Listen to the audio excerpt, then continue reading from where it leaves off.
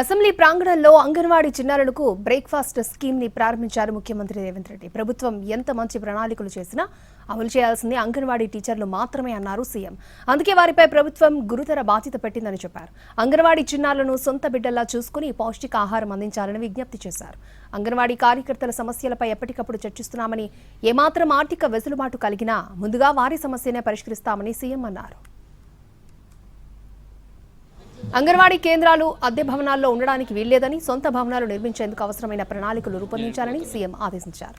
6 ఏళ్లలోపు పిల్లలకు పౌష్టికాహారం అందితేనే వారిలో మానసిక ఎదుగుదల ఉంటుందని సీఎం చెప్పారు. పౌష్టికాహార లోపం వల్లే ఎక్కువ సమస్యలు వస్తున్నాయన్నారు. ఈ కార్యక్రమంలో మంత్రులు Seethakka, Konda Surekha, food corporation chairman Faheem, child welfare corporation chairperson Seetha Dayakar Reddy, ఉన్నతాధికారులు పాల్గొన్నారు. అంగన్వాడీ చిన్నారులకు ఇక నుంచి ready to cook upma, khichdi mix ను బ్రేక్ఫాస్ట్ గా అందించనుంది ప్రభుత్వం. కార్యక్రమంలో అంగన్వాడీ కార్యకర్తకు మొబైల్ ఫోన్ల పంపిణీ చేశారు సీఎం.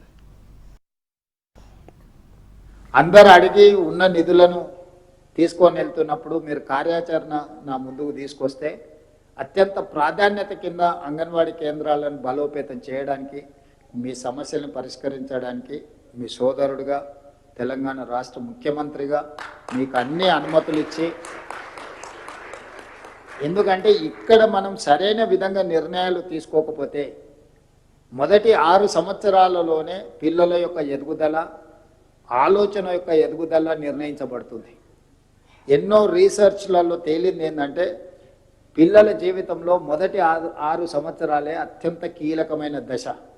ఈ 6 సంవత్సరాలలో ఆరోగ్యవంతమైన ఆహారాన్ని అందించడమే కాకుండా ఆలోచనలు పెరగడానికి అవసరమైన ప్రణాళికలు రచించుకోకపోతే ఆ పిల్లలలో ఎదుగుదల ఆశించిన మేరకు ఉండదు, ఆలోచనల పరిధి కూడా విస్తరించదు.